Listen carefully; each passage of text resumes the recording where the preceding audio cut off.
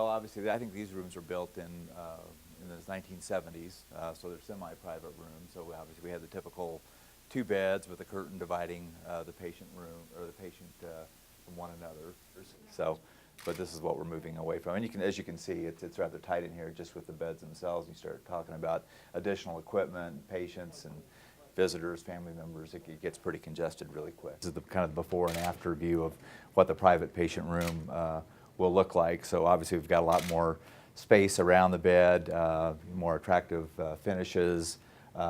We haven't finalized the furniture yet, but we're looking at whether we should have some kind of a bench that converts into a bed versus a chair that converts to a bed. So, in addition to actually having the room to show them, looking at the layout of the floor and the rooms that would be impacted and kind of what the typical room layout would look like. We haven't finalized the color selection, but this kind of gives you a general idea of how that would look. I just think maybe just, everybody would love to have a private room, and I think that's just kind of becoming the standard around the country, that the expectation is that when you come to a hospital, you're not going to have a roommate or have to share space.